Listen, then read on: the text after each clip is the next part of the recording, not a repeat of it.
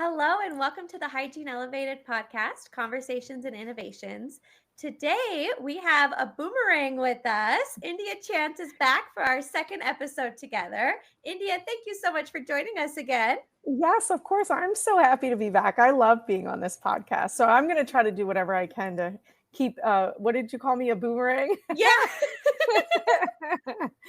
Yeah, for sure. Yes. No, I love it. India, please share with us, for those that missed our first one together, but share with us your journey into dental hygiene and what inspired you to specialize in infection control and patient safety.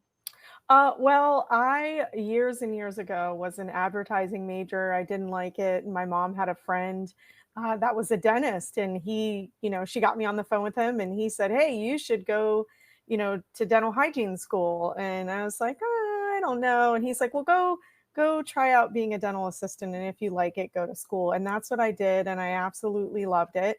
I worked for a long time, mostly public health, but I've done different types of settings. I've also had non-clinical jobs. And what ended up starting to happen about maybe 10, 15 years in, I started to get ergonomic issues with my body, and they really affected me in a way that I had to figure out a plan B just in case I wasn't able to practice dental hygiene clinically anymore.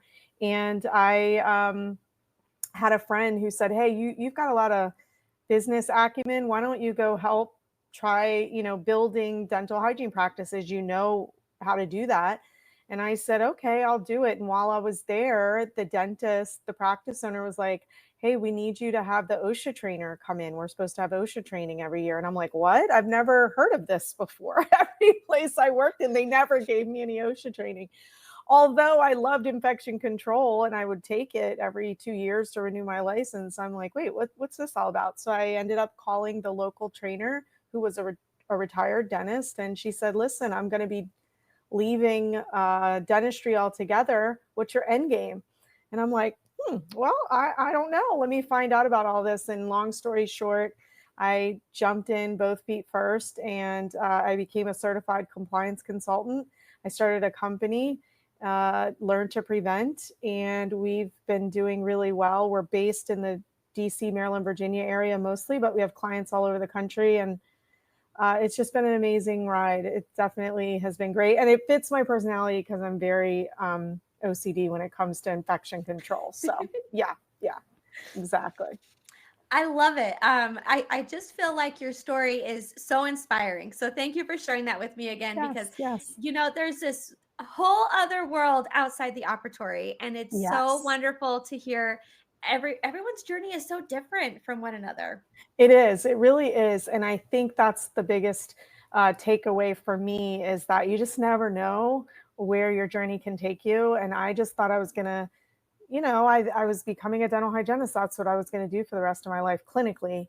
And it's just been interesting, all the different types of careers and roles and positions that dental hygienists can actually have. So we're pretty educated. So we can get a lot of different positions, and we have good perspectives on things that a lot of maybe other clinicians don't have, as far as prevention and stuff like that, just because of the way that our education model is set up. And so I think we shouldn't box ourselves in. If you want to get out of the op, there's plenty of opportunity to do that. It's a journey for sure. I will say that, though. Yes, and today my plan is to tap into just that. I want to tap in to your perspective on all things allergy awareness today. Oh, yes. So we are going to just dive right in. So, Okay. India, please tell me, how prevalent are allergic reactions in dental settings, and what are the most common allergens dental professionals should be aware of? Well, I think when it comes to the clinicians, I think the common allergens that you'll see will be ingredients that are in our hand hygiene products, potentially in our PPE, more specifically gloves and masks, just because they directly touch our skin. Now, yes, we have apparel and jackets and things like that, but you have a lot of people that wear cloth reusable jackets. But when it comes to face masks and gloves, because we're changing them constantly, they have direct contact with our skin. There are a lot of sensitivities that dental healthcare providers experienced. We learned a lot of this during COVID, where people were breaking out around their face and things like that. And there was a lot of reasons for that, but some of it was the actual materials that were, that were used in the face masks. Gloves is another huge area where a lot of clinicians experience dermatitis on their skin, because for a few reasons. A lot of it could potentially be the glove materials. A lot of it is the hand hygiene products that dental clinicians use, as well as not thoroughly drying your hands after you're washing or using hand sanitizer. And so I've seen clinicians have allergies to aloe. I've seen clinicians have allergies to the different types of glove materials. There's certain elements in the glove material that can really act as an allergen and can damage the skin. And because we have to wear the gloves, they are the barrier that we have to wear. It's really important that we are choosing the right glove. There is a particular glove material called an accelerator, and that actually can cause a lot of damage. It's used, it's got chemical compounds, it's used really as part of, it transforms the rubber to make it a little bit more durable and elastic. And the problem with that is you do have some people that have a reaction to it. And so unfortunately in dentistry, we are used to just dealing with the situation. We will just deal with it. Maybe we'll, purchase our own products, or we might say something and say, oh, I don't like these gloves, it irritates my skin a little bit, and we'll ask for something else. But we've never really tracked it in dentistry to really give you a clear percentage of prevalence or anything like that. But I would suffice it to say, I would say maybe probably 30%, could probably be even higher than that. I feel like you and I had a conversation around this in our last podcast about maybe some skin irritation around your hands and things like that. Oh, absolutely. I was telling you, like, that excessive hand Yes. washing in hygiene Yes. school, the excessive Yeah. hand changing, it just had these lasting effects on me, where it's very easy now with all types of products to irritate the Yes. tops of my hands. Hmm. And it could be from the gloves, it could be from the poor hand soap or the cheap quality of hand sanitizer, Right. all of those things. Right. I am now like a snob when it comes to all of those things, because I can't handle the big rash on the back of my hands. So Yeah. it is Yeah.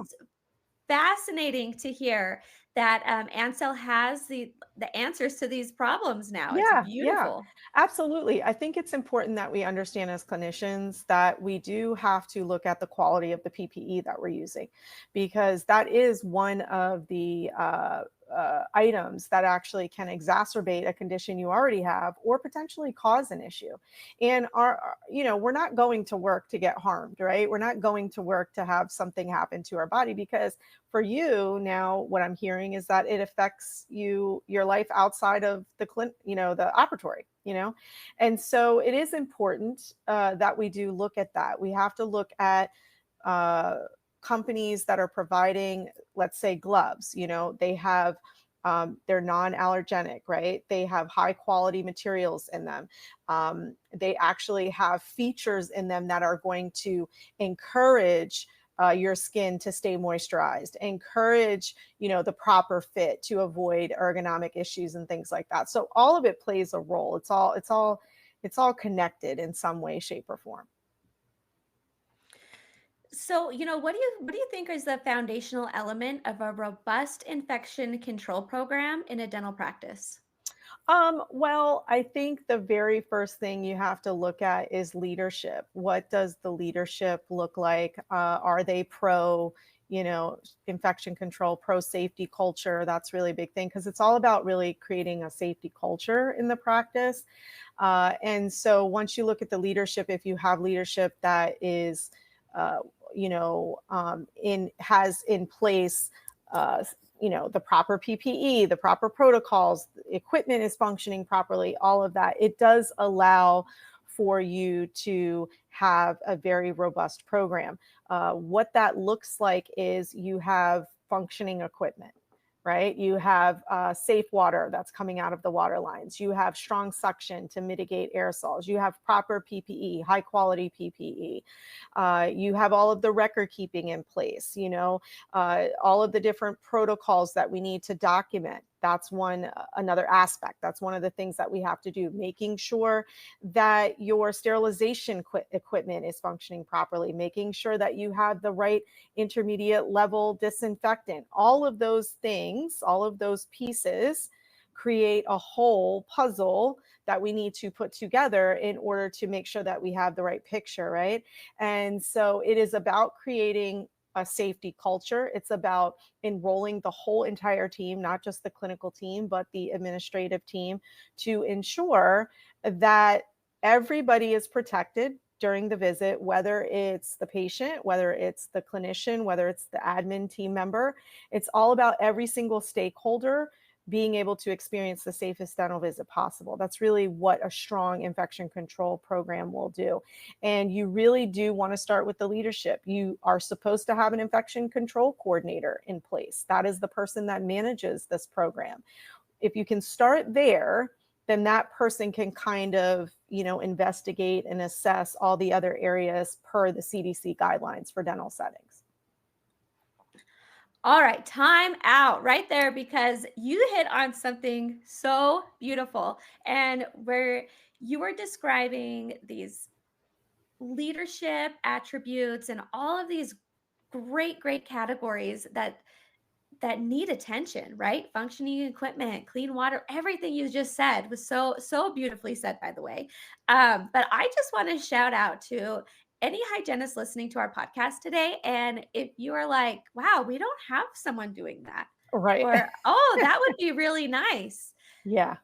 Hygienist, please listen. Like, you can be that person. You Yeah. can be the person who is educating your entire team about that safety culture. Yeah. And, I just don't think hygienists realize enough, or soon enough, maybe, that they can be a leader in their clinic. And Absolutely. yes, you touched on some really Yeah. beautiful ways that they could do that. So thank you so much, India, because You're that just welcome. Yes, got my absolutely. I think the first thing people, though, hygienists are like, I don't have time to do that. And what I want to say to that is, I know a lot of offices and a lot of dental settings that have dental hygienists as the infection control coordinator. And it's not about you doing every single task. It's about just you kind of overseeing the program and just making sure that those tasks, and there's different things that can be done to streamline it, make it super simple. And that's really what we do to work with practices. But yeah, lots of hygienists are the infection control coordinator, because again, it goes back to our education. We are on a prevention education model, while the dentist and the dental assistant learn a disease treatment model of education. So the patient sees the dentist after they have the disease, which is decay. They see us before they have it. And so infection prevention and control is all about preventing the spread of infection. And so that's why it's such a good marriage for dental hygienists to be that infection control coordinator, because we just get it. It just clicks super duper fast. We do have assistants. Lots of assistants are infection control coordinators. But I'm a little partial to the dental hygienist. It's also something that could be put on a resume. If you decide you want to move and go to another position or something like that, you bring a lot of value to the practice when you can add this to your resume. Absolutely. And you just said something so perfect, and just absolutely perfect for the moment. And it was that you don't have to do it all yourself. And that's the Yeah. key with good leadership, is to be a successful leader, you do have to delegate the tasks and just ensure that they're getting done by your team. So the leadership aspect, placing that on your resume, that is huge. If we're looking for ways to set ourselves apart in the market, Mm-hmm. that looks beautiful to a potential employer. Absolutely. Absolutely. Because now we're dealing with, we all know there's a lot of legislation that's passing for dental assistants to, expand their scope of practice. And we are going to start having to bring some things to the table, some extra skills, and we're going to have to bring value adds, to these practices. And what better way to do that than to say, hey, look, I'm an infection control coordinator. That's a position, a role I held, at my previous practice. This is what I can bring to you. And that's huge because this is required, and dentists don't have time to do any of this. Not that we have so much time, but they have a lot more on their plate than we do outside of the operatory because they are the business owner. So anything that we can do to elevate the practice, bring value, and really give them some peace of mind, it's not going to be an issue for you to go in and ask for a certain particular salary when you have all the skills to justify that salary. No, I appreciate you bringing that up because that is seriously the current picture of things, Yeah, is it that is. we do need to bring more to the table, and it's a conversation worth creating and sharing. And that's why we're doing Hmm. this, is we want to help elevate the entire hygiene profession, and we Hmm. want to help inspire hygienists to bring the most value that they absolutely can into their clinics. So India, I want to ask you, how can a dental professional stay updated with the latest infection control guidelines to ensure that their practices are compliant? Well, I'd be biased if I did, I'd be remiss if I didn't say you should, follow us on social media and, subscribe to our newsletter. But outside of that, I would say, the CDC guidelines are still there. You can Google the CDC guidelines for dental settings. They've done an excellent job at revamping the website a little bit to make it more streamlined, to make it more organized, so that it's not as confusing. And you literally just Google CDC guidelines for dental settings, and it's like one of the first options to click. Uh, you've got ADS, Association for Dental Safety. They do an excellent job. Becoming a member, it's very inexpensive. I think it's under $100 for the year, and you get access to tons and tons of resources. For you get like I think a weekly email, something like that. We actually have a weekly email, Learn to Prevent. You can go to our website and subscribe. We also offer a free gift to you. It's a downloadable checklist, so you can assess the health of your practice. Do you have a strong program? And from there, you can get access to our weekly emails. And what we do is we have everything at your fingertips. We give you all the updates on CDC, OSHA, we do CPR, we do HIPAA, we do anything that's under the dental safety umbrella, whether it's a clinical task or administrative task. We provide those things for you so that you're not endlessly searching on the internet. We try to make it super simple. You got me thinking, with Learn to Prevent, do you guys put on CEs ever We for we providers? do, we do. We put on CEs.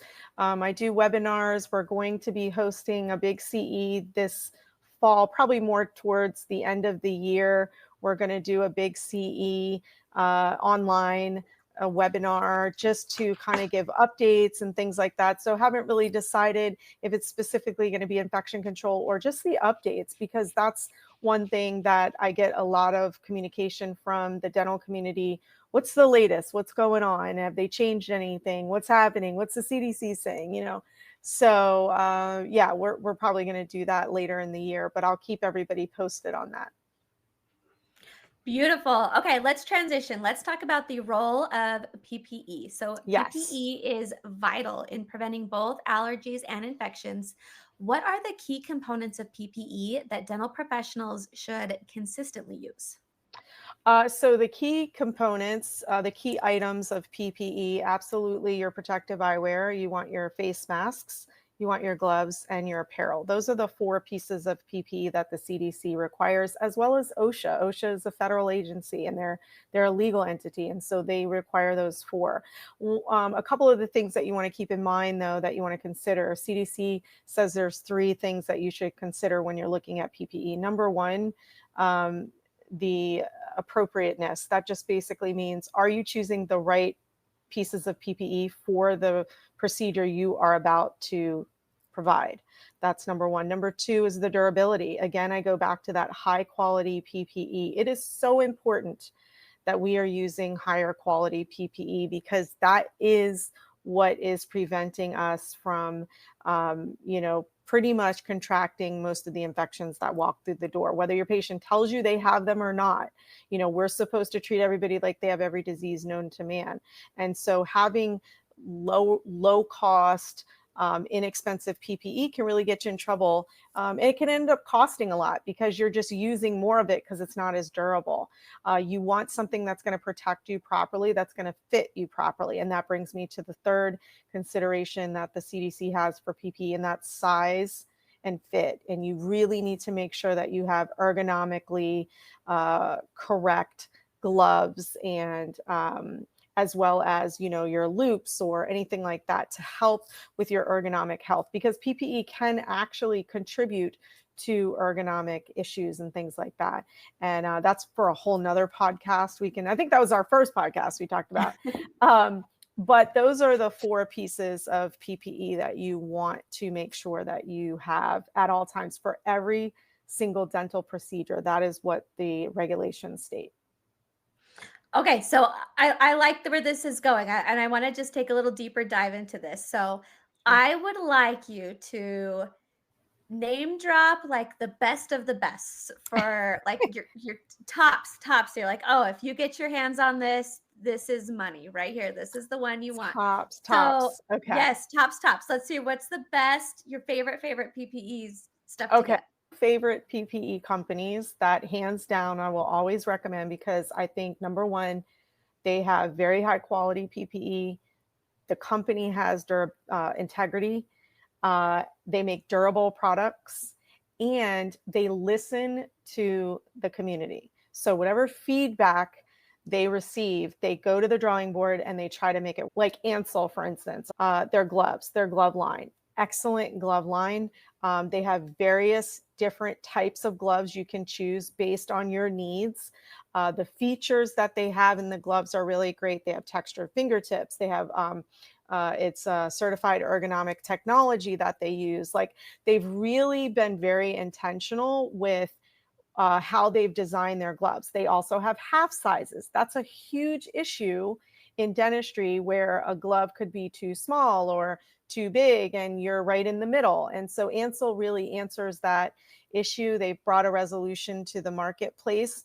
And then as far as allergy friendly, they're allergen free. They really have looked at that and tried to make sure that they are not contributing to harming dental healthcare providers, right? So they've given a lot of options to choose from. And so that would be my go-to. All right, I have to share. I always am making connections. And Sure. when I was listening to you just now, I immediately was thinking how these Ansel gloves hit all 4 of those CDC issues that are, requirements that you were talking about, right? The appropriateness, the durability, the size, the Sure. fit. Yeah. Not only do they hit them on like a basic line, but like they've gone like way above the expectations on this. Like when you're talking about half sizes, when you're talking about like the incredible product, like ingredients that they're using. Yes, the materials. They have, yes, Ansel has taken like the recommendations and then like made it even better. So I love them for that. Yeah, they do. They've really done an excellent job. And like I said, I like the variety that they have, because different clinicians, doctors, different dentists like some things, just like hygienists. Some hygienists like certain instruments, one over the other. And I think that that's how we have to start looking at PPE. And you have to start looking for companies who can offer you options instead of just the same option all the time. It's that one glove that they have, where with Ansel, they don't have that. They have various different types of gloves, different options, different features. And that's really what we want and what we need as clinicians. because we're all different. We're all dealing with different situations. We all do, based on the state, you might be, maybe you're a practitioner, right? In my state, we don't have that, but in your state, maybe you are, and maybe you're doing a little restorative. Other states can give anesthesia. So there's just different procedures. Our scope of practice is expanding too. And so we're really going to need to start looking at the tools, which PPE is a tool or device. And we're going to have to start looking at these devices to make sure that they work for us so that we can deliver safe dentistry to our patients and keep ourselves safe. Well said. It's definitely not a one size fits all Right. situation in any clinic. Yeah. And so just shout out to Ansel for making these Yeah. awesome PPE for providers. Yes. Just to bring this full circle here, when we think about challenges and solutions in allergy and infection prevention, what are some common challenges dental practices face regarding allergy awareness and infection control? I would say some of the common challenges are that I've noticed that a lot of dental healthcare providers don't advocate for themselves when they are having reactions to PPE or reactions to the hand hygiene products. The reason why I bring the hand hygiene products into the conversation is because if you are dealing with a skin issue and you go to put on a glove, that glove can actually exacerbate the issue. So I think it's very important that you have to advocate for yourself and say, hey, something is bothering my skin on my hands. I can't use this anymore. I don't know if it's the gloves. I don't know if it's the hand hygiene product, but we've got to look at this. I think also too, you need to advocate for higher quality PPE. It is very challenging. That's a huge challenge for a lot of clinicians that I speak with, especially hygienists, who feel like because they're not the owner, because they're not in charge of ordering, that they don't have a right to advocate and say, no, I don't like these gloves. They're not being kind to me. I need a different type of glove, right? I think one of the other things is the actual glove brand itself. Some of the gloves that these practices are purchasing are low quality. They're not very durable. And they actually, in addition to like damaging your skin and all of that, they tear, they break, they rip easily. And that is a workplace hazard. And so I think that, we have to start looking at that. We have to advocate for ourselves, and as the practice owner and as the person in charge of ordering, we have to have like an open door policy to say, hey, are you guys okay with this PPE that we have? Is it working for you? What's going on? I get it. And I understand that there's budgets, but there is a way to have good, high quality, durable PPE without breaking the bank. And it's not as expensive as everybody tries to say. There's a lot of other waste that happens in a dental practice that if you looked at that, you'd have enough money to purchase high quality PPE. And then it just doesn't make sense to purchase that low quality PPE because you end up using more of it and spending more money than you would if you just purchased the right PPE. So hopefully that answered the question. I think I kind of tried to stay on track there. No, absolutely. And you brought up something really cool, two really cool factors I want to touch on here. The first one was advocating for yourself, and the second one being budget. So Yeah. let's talk about advocating for yourself as a hygienist for a minute, because it sounds so simple, like in this Yeah. conversation right now, like, hey, Sure. advocate for yourself, right? It sounds incredibly easy to do. Yeah. Hygienists tend to be people pleasers, and sometimes that creates a lot of challenges to advocate for Yes. yourself. And so, just for those hygienists listening in today, what advice would you give them as far as how to advocate for themselves when it comes to their PPE? So I would say that there's three things that they should do. Number one, you want to research, pull up, and this might sound funny, but this works. This system works. Number one, you want to pull up some scientific studies that talk about dermatitis and skin issues on your hands for dental healthcare providers. There's a lot of scientific studies, evidence-based, right? We work in an industry where it's all about being evidence-based.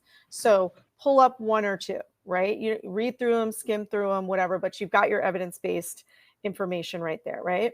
Your research. Number 2, you want to research pricing. So find the glove that you like and get 3 prices from 3 different companies. So if Ansel is sold through Benko, Patterson, and Shine, look at the 3 prices, right? Get the 3 prices. Obviously, you want to see who's has a more competitive rate and write that down, okay?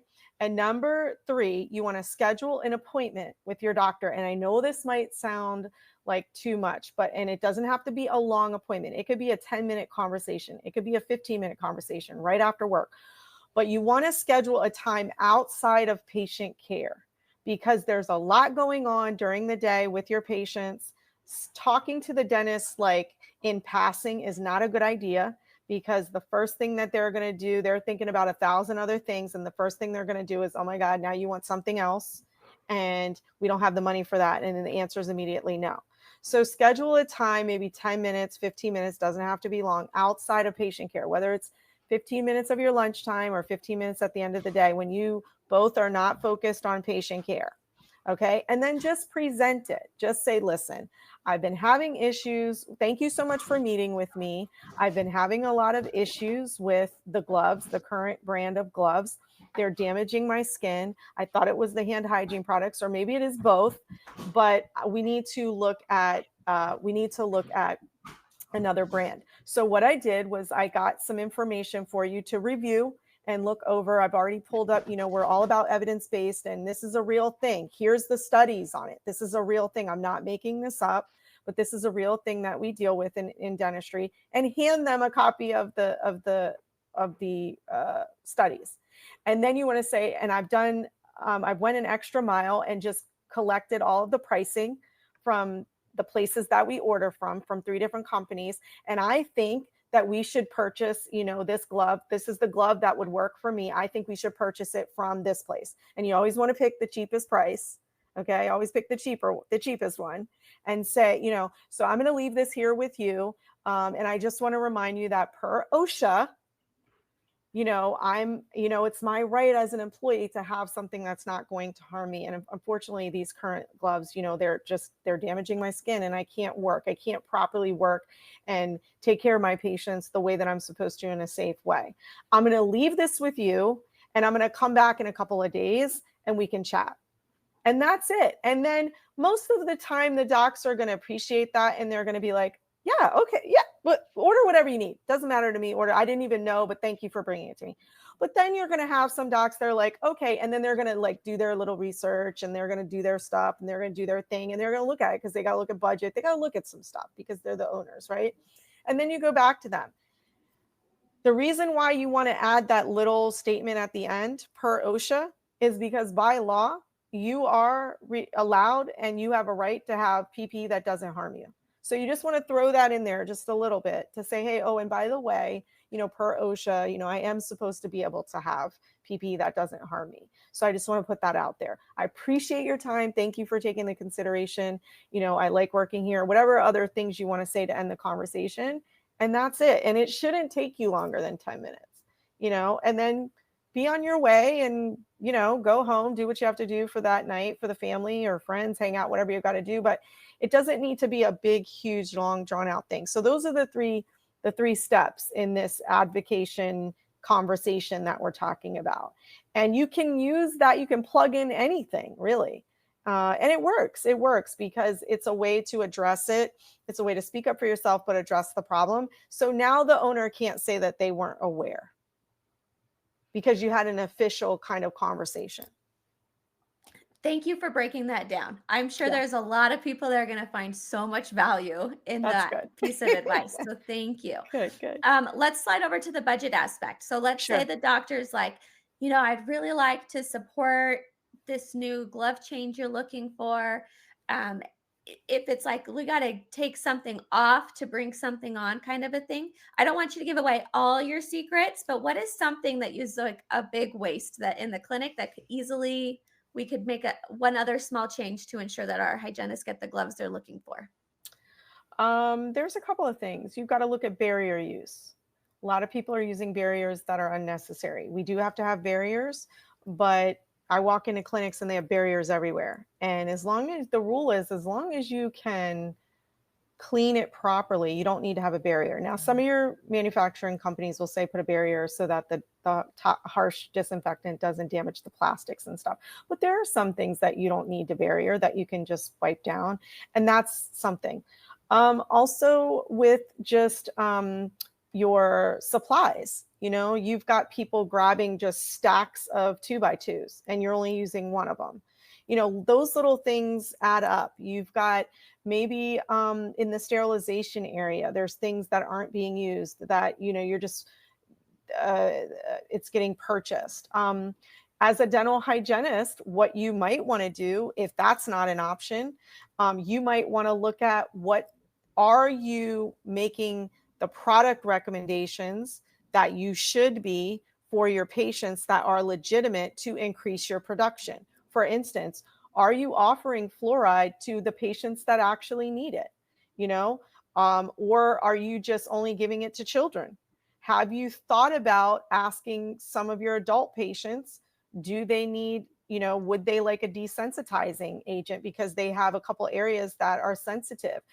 Things like that you can do. That's legitimate. I'm not telling you to sell unnecessary dentistry, but look at your patients. Are you providing them with everything that you possibly can, all the recommendations that you can that are legitimate, that could potentially increase production, that could cover this difference in cost?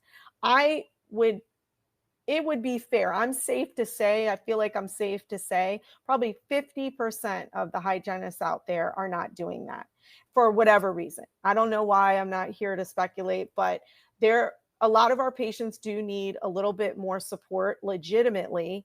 And, that's something that we could do as hygienists. There are other types of procedures that could benefit. Maybe you need to go get trained in how to, offer some of those things and how to use some of those products so that you can legitimately offer that to your patients, and like SDF and things like that. And so, those are all procedures that have a monetary value tied to it. And, you making that legitimate recommendation could increase your production and cover the cost for really anything that you might want. You know what I mean? Whether it's a new Cavitron or piezo or another piece of equipment, I don't know, or maybe you want to go on a CE, but definitely, certainly could cover the difference in PPE for sure, because that's not such a huge leap or a huge ticket item. It's a large cost, but when you look at it, it's very low when you're looking at the difference between one glove brand to another, because they're all pretty much the same, kind of, sort of, but it's doable. It's doable. Okay, wait a minute. I think we just unlocked something really, really freaking cool here. Um, all right, so I just wanted to roll up all my thoughts here for you. And okay, if we're talking about how you can advocate for yourself to get all of these things, to get the PPE you want, right? Mm-hmm. I would recommend hygienists take it up a notch from even that. Let's Mm-hmm. start bringing our dentists in. Let's have a sit down meeting with them and let's hash it all out on the table. Let's Yep. talk about the proper PPE we should be getting in the clinic.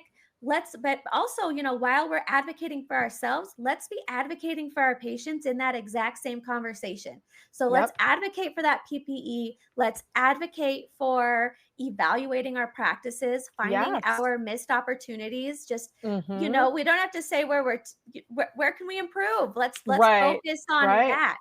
Let's Right. focus on bringing in all the best adjunctive services to our patients. I mean, Absolutely. I will preach it all day long. We are prevention specialists. Our job is to educate patients and allow them to make their own choices.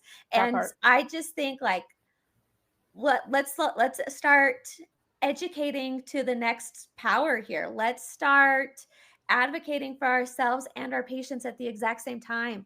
Yeah. Yeah. You could even create an ROI to your doctor about, hey, if we brought this technology, uh, we have the potential of making this much for the practice.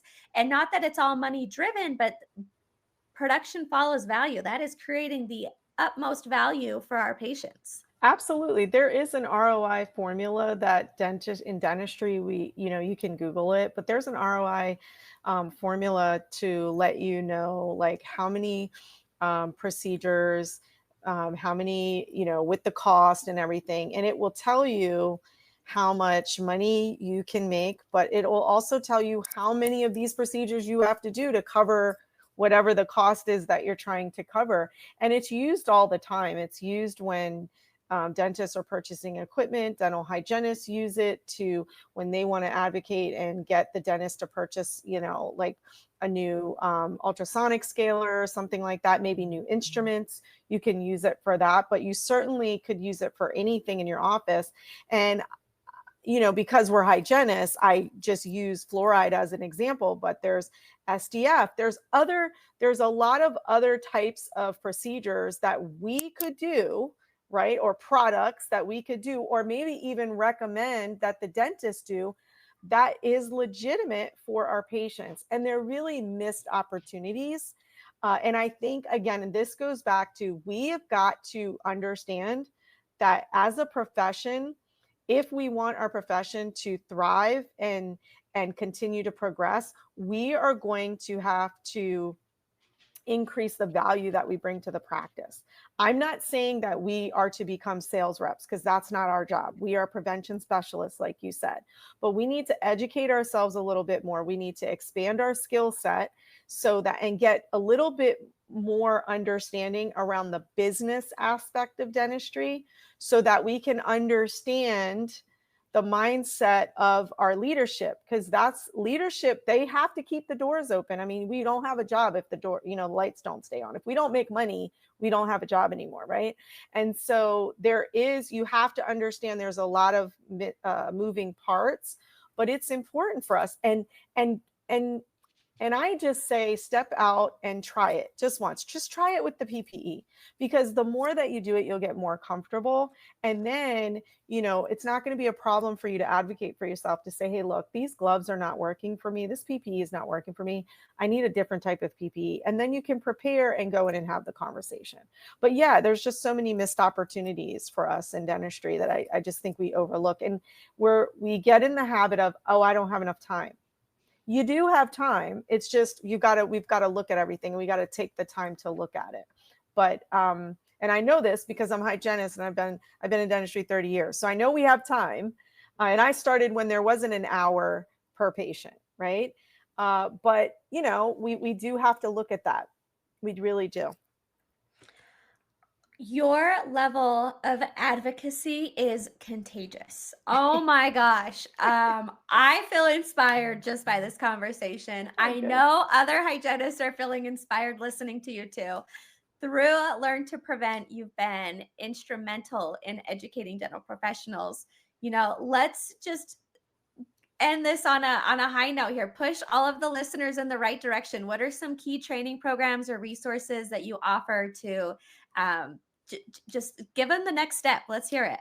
Sure. Well, we do have online training. We've got infection control training and abuse awareness training for individuals who want to renew their licenses. And then for teams, we have on-demand training. We have a bundle. It's a do-it-yourself. You can go to our website and check that out. We have all types of guides that you can download. We have articles and podcast episodes and things like that, just to enhance your knowledge, just resources. We are launching in 2026. I'm going to debut this announcement. I haven't told anybody else yet, but in 2026, we're launching an app, the Learn to Prevent app. So all of the dental safety stuff is going to be at your fingertips. So you're not going to have to go online and try to find everything. It's going to be there for you. You'll be able to do a lot in the app. We're really excited about that. So that's launching 2026. So stay tuned for that.